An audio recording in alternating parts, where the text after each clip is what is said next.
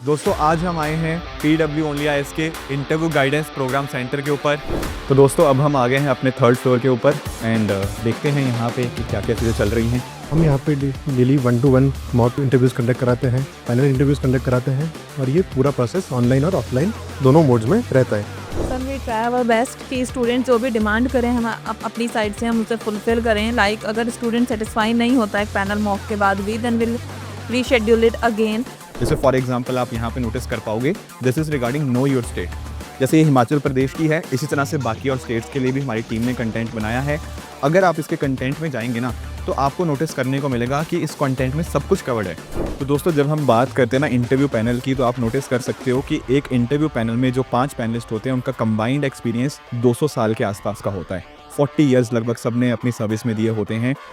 Sir third eye view एक नई चीज़ लाई है, ऐसा समझ के चलिए कि जिसमें हम सिर्फ बच्चे का इंटरव्यू नहीं, इंटरव्यू के बाद जब कोई 2 लोग इंटरव्यू कर रहे हैं तो एक व्यक्ति ऐसा है जो उनको बाहर से ऑब्जर्व कर रहा है। दोस्तों यहाँ पर हमारे पीछे है mentorship room and mentorship room में एक्चुअल में क्या होता है कि हमारे साथ बहुत ही एक्सपीरियंस्ड एंड सीनियर मेंटर्स होते हैं जो कि यहाँ पर हेल्प करते हैं स्टूडेंट्स को। Then we also have a mentorship request form. उसमें कोई भी बच्चा कोई भी डाउट है वो बस फिल करेगा और वो डाउट को हमारे एंड से 2 आवर्स या 3 आवर्स के अंदर कैटर किया जाता है। 1-to-1 स्पेशल इसलिए है क्योंकि 1-to-1 में हम कैंडिडेट को बिल्कुल पर्सनल लेवल पे गाइड कर पाएंगे। एज इन जब हम बच्चे से बात करते हैं, मे बी पैनल की जो सेटिंग है जहाँ पे 4 या 5 पैनलिस्ट हैं, उसमें बच्चा भी शायद अपने डाउट्स इतना फ्रीली नहीं पूछ पाएगा। और क्योंकि उसमें टाइम का लिमिटेशन रहता है तो उसमें जो पैनलिस्ट भी हैं वो अपने फीडबैक में थोड़ा सा फॉर्मल रहेंगे।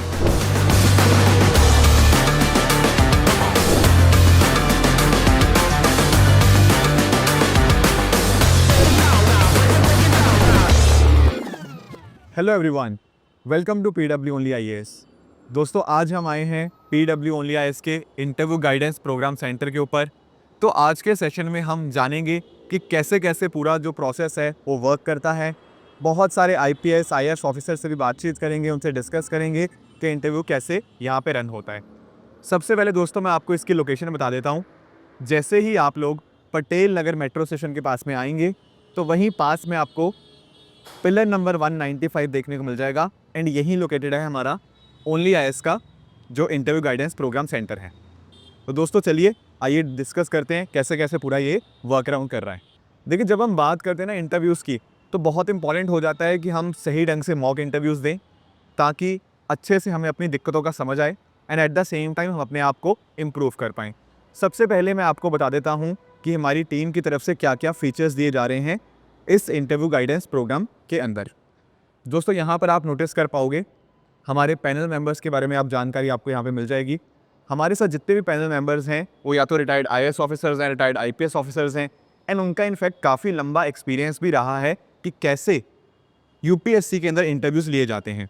जैसे अगर मैं जलज श्रीवास्तव सर की बात करूँ जो आज हम उनसे मिलेंगे भी, इन्होंने बहुत साल तक UPSC में इंटरव्यूज़ लिए हैं। सिमिलरली संगीता गुप्ता मैम की बात कर सकते हैं एंड बाकी और पैनलिस्ट की भी हम यहाँ पे बात करेंगे। दोस्तों पैनल मॉक्स तो डेफिनेटली इंपॉर्टेंट है ही है, उसके साथ ही साथ 1-to-1 मॉक्स जो होते हैं वो भी बहुत ज़्यादा इंपॉर्टेंट है। आप सामने वाले के साथ इंटरेक्ट करेंगे, अपनी गलतियों को पहचानेंगे। उसी तरह से दोस्तों इस तरह से हमारी टीम ने ना कुछ कंटेंट भी रेडी किया है जो कंटेंट हमें हेल्प करेगा अपनी UPSC की तैयारी को बेहतर करने के लिए। इसके अलावा थर्ड आई व्यू फीचर भी है। इन सबको आज हम अंडरस्टैंड करेंगे। तो चलिए दोस्तों आते हैं, डिस्कस करते हैं कि कैसे पूरा सिस्टम रन हो रहा है। तो दोस्तों अब हम आ गए हैं अपने थर्ड फ्लोर के ऊपर एंड देखते हैं यहाँ पे कि क्या क्या चीज़ें चल रही हैं। आइए। तो जैसा आप नोटिस कर पाओगे कुछ स्टूडेंट्स यहाँ वेटिंग एरिया में हैं, plus eight the same time यहाँ पर मैम है। मैम आप बताएंगे यहाँ पे कि किस तरह से ये पूरा प्रोसेस वर्क कर रहा है। सर ये हमारा IGP प्रोग्राम चल रहा है जहाँ पे हम स्टूडेंट्स को 1-to-1 मॉक सेशंस प्रोवाइड कर रहे हैं। अंदर हमारे मेजर अभिनंदन सर हैं जो कि स्टूडेंट्स का 1-to-1 मॉक लेते हैं। ओके, तो आइए दोस्तों मेजर अभिनंदन सर से मिलते हैं। अभी आई थिंक जैसे अंदर एक 1-to-1 सेशन यहाँ पे चल रहा है, आप यहाँ पे देख सकते हैं। तो अभी हम सर को डिस्टर्ब नहीं करेंगे, थोड़ी देर में सर के साथ भी बातचीत हम यहाँ पे कर लेंगे कि कैसे ये 1-to-1 मॉक चल रहा है। आप सभी ने ये तो देखा कि कैसे कैसे इंटरव्यूज़ हो रहे हैं, बट हमारी यहाँ पे एक बहुत ही मेहनती टीम है जो इस पूरे इंटरव्यू गाइडेंस प्रोग्राम को मैनेज कर रही है। तो आइए उनसे डिस्कस करते हैं कि कैसे ये पूरे इवेंट को, पूरे इंटरव्यू गाइडेंस प्रोग्राम को मैनेज कर रहे हैं। तो हमारे साथ यहाँ पे रोहित सर हैं रोहित सर, आप ज़रा बताएंगे कि कैसे कैसे पूरी शेड्यूलिंग होती है एंड कैसे आप पूरी चीज़ को आप मैनेज करते हो? जी सर, हम यहाँ पे daily 1-to-1 mock interviews conduct कराते हैं, पैनल इंटरव्यूज़ कंडक्ट कराते हैं और ये पूरा प्रोसेस ऑनलाइन और ऑफलाइन दोनों मोड्स में रहता है। तो डेली यहाँ पर ऑफलाइन 1-to-1 मॉक्स होते हैं विथ यूपीएससी टॉपर्स, जैसे अभी मेजर अभिनंदन is taking 1-to-1 offline mock sessions and panel interviews ऊपर कंडक्ट कराता है। तो डेली हमारा ये टारगेट रहता है। इसकी entire scheduling we are keeping in advance, और एंटायर ये पूरा जो प्रोसेस है इंटरव्यू गाइडेंस प्रोग्राम का, it will run for the entire duration till April, and we are booking the slots are open for next month. Okay okay. हमारे साथ दोस्तों Dimple ma'am भी हैं। मैम, आपसे हम ये जानना चाहेंगे कि कैसे ये इंश्योर किया जाता है कि जो स्टूडेंट्स जैसे इंटरव्यूज़ के लिए आ रहे हैं उनको एक बहुत अच्छा एक्सपीरियंस मिले? Sir we try our best कि स्टूडेंट जो भी डिमांड करें हम अपनी साइड से हम उसे फुलफिल करें। लाइक अगर स्टूडेंट सेटिस्फाई नहीं होता एक पैनल मॉक के बाद भी, then will reschedule it again and will try कि उनका इवन डेफ एनालिसिस को लेके अगर कोई क्वेश्चन है या कुछ भी, तो वो सब उनका ठीक रहे। तो विल ट्राई आवर बेस्ट कि स्टूडेंट का एक्सपीरियंस एकदम बेस्ट रहे। तो अभी तक भी मैम काफ़ी सारे इंटरव्यूज़ ऑलरेडी हो चुके हैं, अभी तक स्टूडेंट्स का एक्सपीरियंस कैसा रहा है? सर स्टूडेंट की तरफ से तो बहुत पॉजिटिव मतलब फीडबैक आ रहे हैं and students are quite happy कि वो इन सब से इस प्रोसेस से काफ़ी ज़्यादा खुश हैं। सो या it's good. Okay okay, thank you ma'am. तो स्टूडेंट्स, यहाँ पर आप सबने 1-to-1 के बारे में देखा, पैनल मॉक के बारे में देखा, बट एक इंपॉर्टेंट चीज़ होती है, वो है हमारा अच्छा कंटेंट। कहते हैं content is the king, right? तो उसी वजह से हमारी टीम ने कुछ कंटेंट बुकलेट्स यहाँ पे बनाई हैं। जैसे फॉर एग्जांपल आप यहाँ पे नोटिस कर पाओगे, this is regarding know your state. जैसे ये हिमाचल प्रदेश की है, इसी तरह से बाकी और स्टेट्स के लिए भी हमारी टीम ने कंटेंट बनाया है। अगर आप इसके कंटेंट में जाएंगे ना, तो आपको नोटिस करने को मिलेगा कि इस कंटेंट में सब कुछ कवर्ड है। जैसे उस स्टेट की polity, economy, geography, history, plus eight the same time कुछ इंपॉर्टेंट फैक्ट्स, कुछ जैसे सेंसस का डेटा हो गया, कैसे कैसे पॉपुलेशन में क्या क्या बदलाव आए हैं, कुछ स्टेट गवर्नमेंट्स की स्कीम जो इंपॉर्टेंट है, वो सारा कंटेंट यहाँ पर इनके अंदर बहुत ही अच्छे से आपको सामने देखने को मिल जाएगा। तो ये तो बात होगी दोस्तों आपकी स्टेट्स की। इसी तरह से नो योर हॉबीज़ के रिगार्डिंग कंटेंट है, जैसे यहाँ पे क्रिएटिव राइटिंग है, गार्डनिंग है। इस तरह हमारी टीम ने बहुत सारा इंपॉर्टेंट कंटेंट बनाया है। इसके साथ ही साथ इंटरव्यू के अंदर क्या क्या चीज़ें, डूज़ एंड डोंट्स क्या होते हैं, वो सारा कंटेंट हमारी टीम ने इस तरह की बुकलेट्स के अंदर डिज़ाइन किया हुआ है। तो डेफिनेटली दोस्तों, यहाँ पर ये QR कोड है, तो इसको आप स्कैन कर सकते हैं। नीचे डिस्क्रिप्शन में लिंक भी दे दूंगा, इसके माध्यम से आप ये कंटेंट डाउनलोड कर सकते हैं। डेफिनेटली सबके लिए अवेलेबल है एंड अपनी प्रेपरेशन को स्ट्रॉन्ग कर सकते हैं, जो कि इंटरव्यू के अंदर आपको बहुत ज़्यादा हेल्प करने जा रहा है।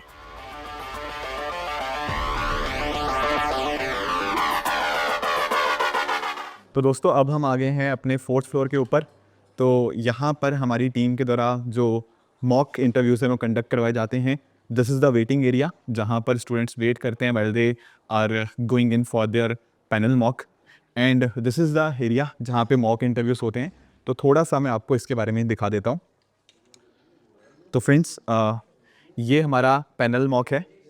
यस, तो अगर मैं आज के पैनलिस्ट की बात करूं, तो आज हमारे साथ जो चेयर कर रहे हैं जलज श्रीवास्तव सर को बहुत ही लंबा एक्सपीरियंस है कि कैसे इंटरव्यूज़ कंडक्ट करवाए जाते हैं। साथ ही साथ हमारे साथ दिलीप सिंह सर हैं, and at the same time we have DS Malik sir and KP Shashidharan sir, and साथ ही साथ हमारे पैनल के अंदर एक एक्सपर्ट फैकल्टी भी होती हैं। एंड आज हमारे साथ पवन सर यहाँ पे हमारे साथ जुड़े हुए हैं। मैं जलज सर से आज डिस्कस करना चाहूँगा। सर, जब आप कोई स्टूडेंट एंटर करता है, क्या क्या क्वालिटीज़ आप एक कैंडिडेट में देखते हैं? Typically, we see his poise, his confidence, his body language as he walks in, और जब वो जाके वहाँ बैठता है तो उसके is he a natural? कई जगह बताया जाता है कि साहब कोट का बटन बंद रखिए, कोट का बटन खोलिए, ऐसे खड़े होके सबको गुड मॉर्निंग करिए। मैं इस सब में बिल्कुल विश्वास नहीं रखता हूँ। मैं चाहता हूँ कि वो स्टूडेंट बिल्कुल, कैंडिडेट बिल्कुल सहज रहे और नेचुरल रहे, और उसी तरह हम सब लोगों को ट्रीट करें। तो वहाँ तक इस चीज़ को हम बड़ा केयरफुली देखते हैं, हाउ ही वॉक्स इन, उसके बारे में काफ़ी कुछ पता चल जाता है। Thank you sir. DS Malik sir, मैं आपसे ये पूछना चाहूँगा कि कई बार ना जब हम बात करते हैं पर्सनैलिटी टेस्ट की, तो स्टूडेंट्स के 100 मार्क्स भी आते हैं, स्टूडेंट के 210 मार्क्स भी आते हैं। व्हाट इज़ दैट थिंग जो इतना ज़्यादा वेरिएशन लेकर आता है पर्सनैलिटी टेस्ट के स्कोर्स के अंदर? देखिए, आपने सही कहा, ये पर्सनैलिटी टेस्ट है। टेस्ट ऑफ नॉलेज तो पहले हो चुका है। जी। अब उसमें जहाँ तक पर्सनैलिटी टेस्ट में उसकी ऑनेस्टी देखी जाती है कि जो आंसर दे रहा है उसमें कितना ऑनेस्ट है, उसकी इंटेग्रिटी ठीक है, कहीं बोर्ड को मिसगाइड करने की कोशिश तो नहीं कर रहा। दूसरा उसकी जो एक और उसका कारण हो सकता है लो स्कोरिंग का या हाई स्कोरिंग का, कि प्रेजेंटेशन कैसे, जो नॉलेज है उसको वो कैसे बोर्ड के सामने रखता है, क्योंकि ये डिलीवरी का जो तरीका है वो बहुत इम्पोर्टेंट है। कॉन्फिडेंस कितना है, बात करने का उसमें सहजता कितनी है, प्रिसाइज है कि नहीं है। कई दफ़ा बड़े बड़े आंसर दे देते हैं, सोचते हैं बच्चे बड़ा आंसर देने से शायद ज़्यादा नंबर मिलेंगे, ऐसा बिल्कुल नहीं है। आंसर टू द पॉइंट होना चाहिए, बिल्कुल प्रिसाइज होना चाहिए और अपने रिप्लाई में बिल्कुल ऑनेस्ट होना चाहिए, सबसे बड़ी चीज़ है, क्योंकि इंटेग्रिटी और ऑनेस्टी इन रिप्लाई वो सबसे ज़्यादा मायने रखती है। तो ये चीज़ें अगर ध्यान में रखेंगे तो आई थिंक उनकी स्कोरिंग भी अच्छी रहेगी और उनका कॉन्फिडेंस भी बना रहेगा। जी, थैंक यू सर। मैं शशिधरन सर से पूछना चाहूँगा। सर कई बार स्टूडेंट का 3rd, 4th, 5th या 6th अटेम्प्ट भी होता है, तो काफ़ी बार वो डीमोटिवेट हो जाता है कि यार मैंने तो ऑलरेडी इतने अटेम्प्ट दे दिए, कहीं पैनल मुझे कम नंबर तो नहीं देगा, ये देखते हुए कि मेरी एज ज़्यादा है। तो ये जब ऐसा डीमोटिवेशन आता है एक स्टूडेंट के अंदर, तो उसको हम कैसे ओवरकम कर सकते हैं? डीमोटिवेशन होना ही नहीं चाहिए, क्योंकि demotivation will not it will not help the candidate. Demotivation के लिए एक ही सबसे इम्पोर्टेंट है, we should, I will speak in English, the demotivation factor should be tackled by the student himself. Most importantly, he should feel that he is confident. He should ensure that I am entitled for this interview. I have done well in the written exam. I should never ever leave this chance. I should make it happen. Never quit. And for that, DAF preparation is very important. And relating to current affairs, international and national affairs, to the DAF and to the goal, IAS, IFS, IPS, whatever service one aspires for, उसमें relate करना बहुत ज़रूरी है। Demotivation कभी भी नहीं होना चाहिए। अपना व्यक्तित्व का सबसे इम्पोर्टेंट है, never quit. I should get it, this is my chance, this is my privilege, this is my goal, I should make it. And for that, I have essential attributes, personality attributes, integrity, honesty, analytical power, presence of mind, and IPS का skill, IAS का skill, all service का skill, I have it. And that should be demonstrated. Thank you so much sir. साथ ही दोस्तों हमारे साथ Dilip Singh sir हैं। Dilip sir has worked extensively on emotional intelligence. Sir मैं उसी के रिगार्डिंग पूछना चाहूँगा कि what is the role of emotional intelligence when it comes to our personality test? Well thank you.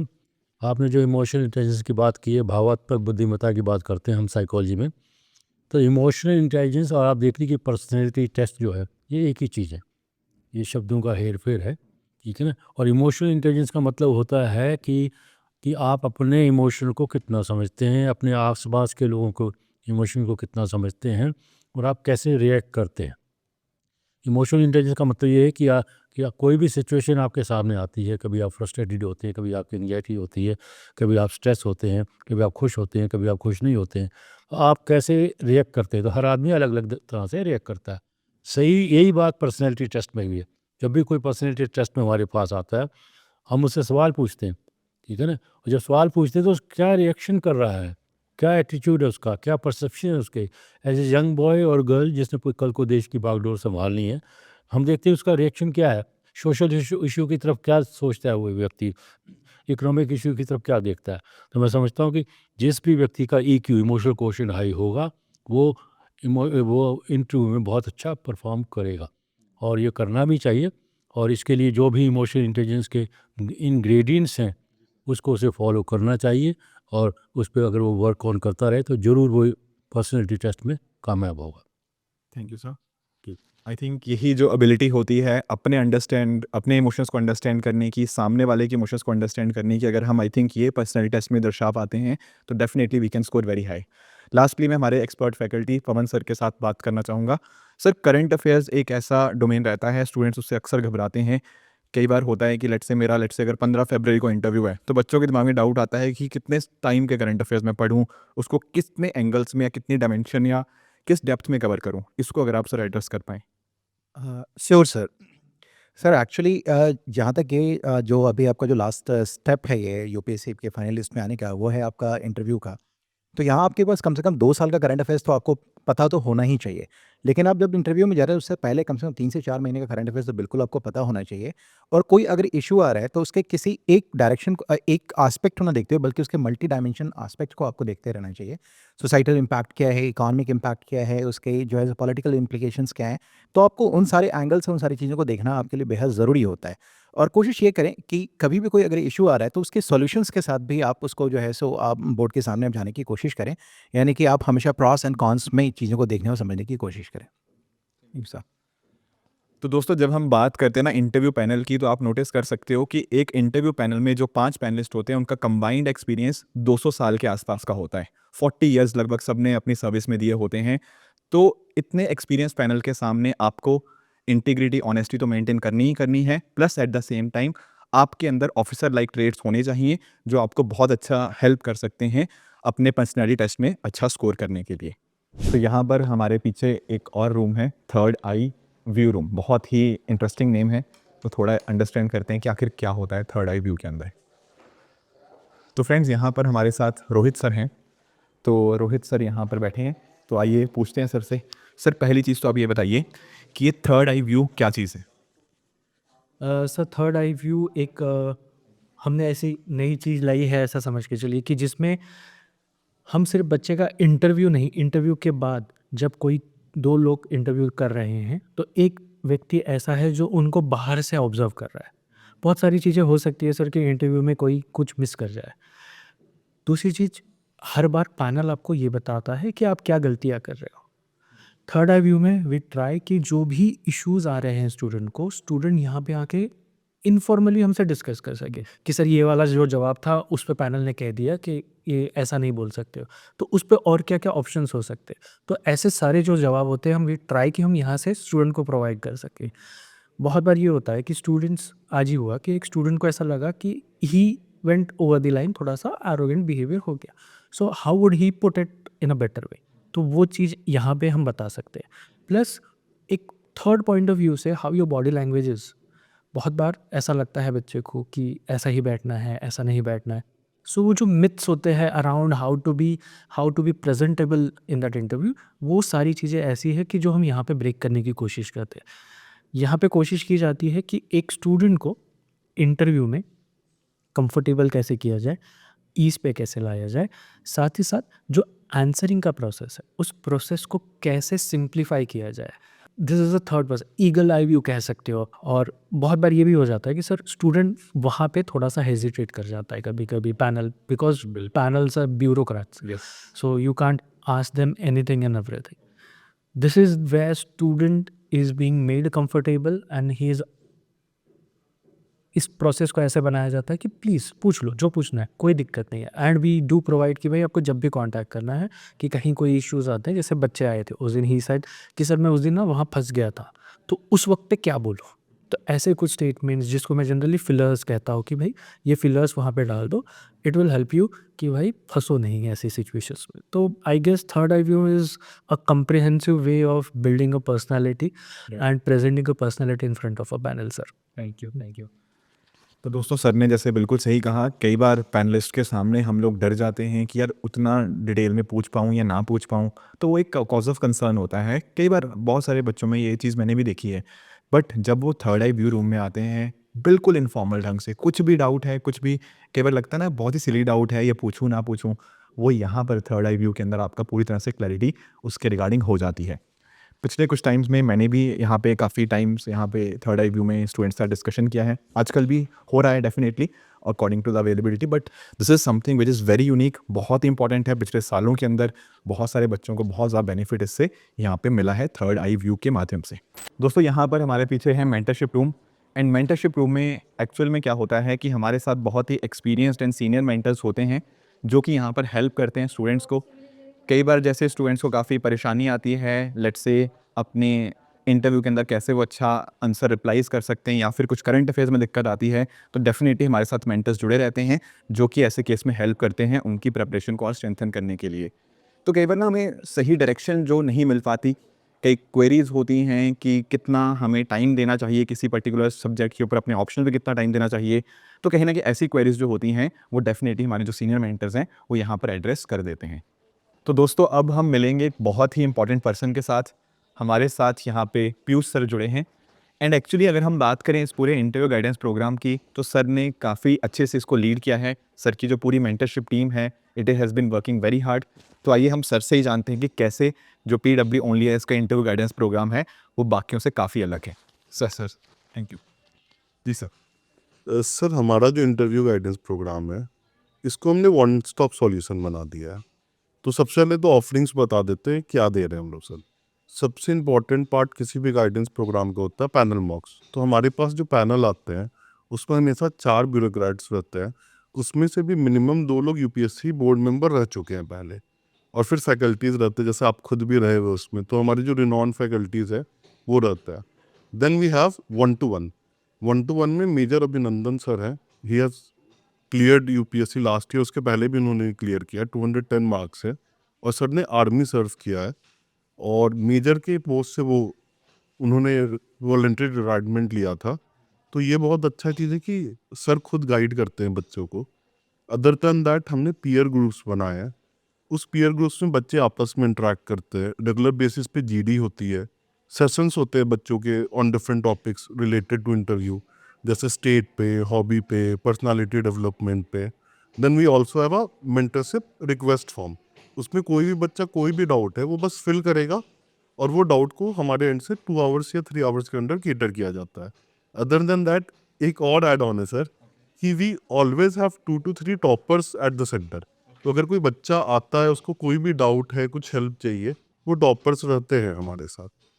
Okay, and we have both online and offline medium for this sir. So that is a good thing sir. तो I think ये जो sir ने offerings बताई वो बहुत ही help करेंगी, क्योंकि देखो पैनल मॉक तो डेफिनेटली होना ही चाहिए। अच्छा, इसमें कोई डाउट की बात नहीं है, पर उसके बाद भी कई बार स्टूडेंट का कुछ कंसर्न होता है, कुछ और एडिशनल उसको हेल्प होती है, तो डेफिनेटली वो सारी चीज़ें हमारी टीम के द्वारा प्रोवाइड करी जाती हैं।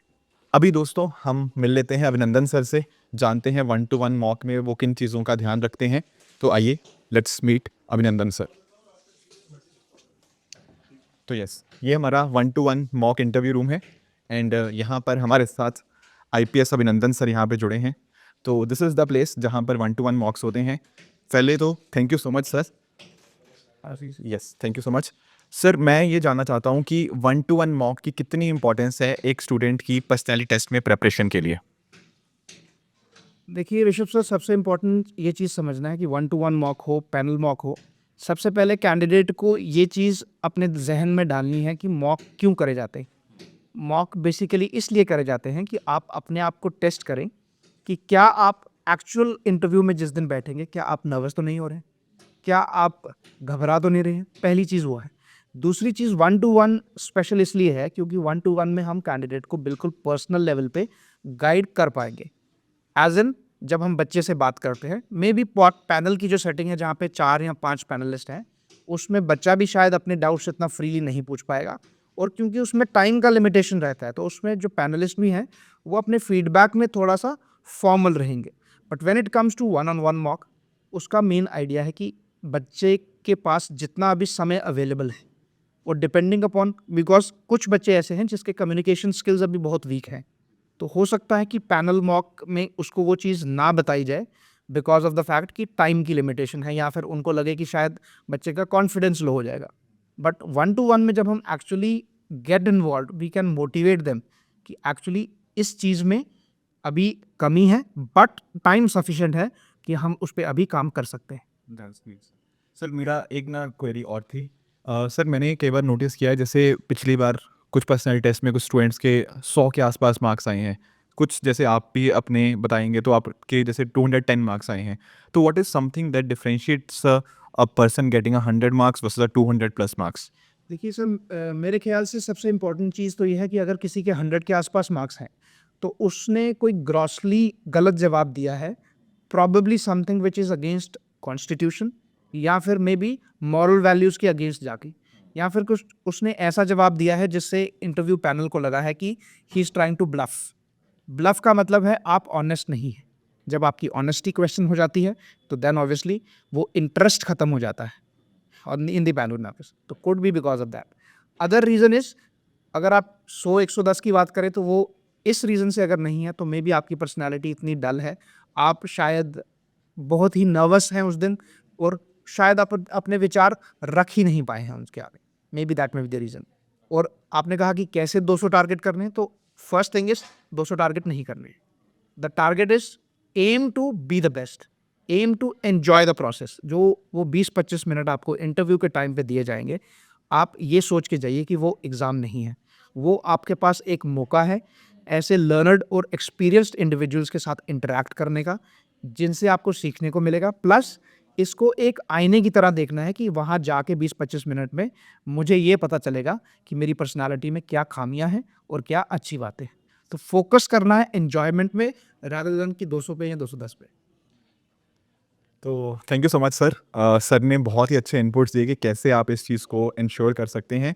एंड दोस्तों, सर की बात भी बिल्कुल सही है कि अगर आप ये सोचेंगे ना कि एक इंटरव्यू है, वहाँ क्वेश्चन पूछेंगे, मुझे उनके जवाब देने हैं, तो कहीं ना कहीं आप उस प्रोसेस को एंजॉय नहीं कर पाएंगे।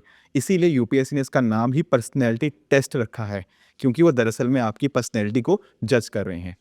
दोस्तों, इसके साथ ही हमारी टीम की तरफ से इंटरव्यू स्पेसिफिक कंटेंट भी बनाया गया है। मैं आपको कुछ एग्जांपल देता हूँ।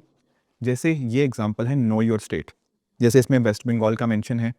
अब यहाँ पर ना क्या होता है, जैसे कोई भी स्टेट हो, इसके अलावा भी और बहुत सारी स्टेट्स हैं, जैसे यहाँ पे आप केरला को भी देख सकते हो। तो हर स्टेट के कॉरस्पॉन्डिंग उसकी क्या ज्योग्राफी है, क्या उसकी हिस्ट्री है, पॉलिटी, इकोनॉमी, ये सारी चीज़ें इसमें कवर्ड हैं। Plus eight the same time जैसे कुछ डेटा चाहिए होता है, सेंसस का क्या डेटा है, सेक्स रेशो कैसे चेंज हुआ है, एजुकेशन के क्या क्या पैरामीटर्स हैं, ये सारा कंटेंट आपको इन पर्टिकुलर बुकलेट्स में देखने को मिल जाएगा। तो आपको अपनी स्टेट को प्रिपेयर करना हो तो डेफिनेटली बुकलेट्स आपको काफ़ी हेल्प कर सकती हैं। उसी तरह से दोस्तों, डिफरेंट हॉबीज़ के कॉरस्पॉन्डिंग भी हमारी टीम ने कंटेंट बनाया है। जैसे कुछ बच्चों की हॉबी रीडिंग होती है या लेट्स से मेडिटेशन होता है, राइट। वैसे डिफरेंट हॉबीज़ हैं हमारी टीम की तरफ से जो यहाँ पे रेडी करी गई हैं। यहाँ पर भी उस हॉबी के रिगार्डिंग ना पूरा यहाँ पे डिटेल्स गिवन है। Plus eight the same time पिछले सालों के अंदर कैसे कैसे क्वेश्चंस उस हॉबी के कॉरस्पॉन्डिंग यूपीएससी फाइनल इंटरव्यूज में पूछे गए हैं, ये भी हमारी टीम आप सबके साथ ये शेयर करती है। तो डेफिनेटली इस QR कोड को आप स्कैन करके ये सारे कंटेंट को आप फ्रीली अवेल कर सकते हैं। एंड आई एम श्योर ये कंटेंट आपको अपनी प्रेपरेशन को बेहतर बनाने में बहुत ज़्यादा हेल्प करेगा, राइट। तो दोस्तों, ये था हमारा पूरा का पूरा इंटरव्यू गाइडेंस जो प्रोग्राम है, उसका पूरा आपने सेंटर देखा, अलग अलग फीचर्स आपने अंडरस्टैंड करे। आई होप दोस्तों आपको पूरे प्रोसेस के बारे में एक अंडरस्टैंडिंग मिली होगी। इसी तरह से आप भी अपने एंड पे हार्डवर्क करते रहिए। Thank you so much for joining all.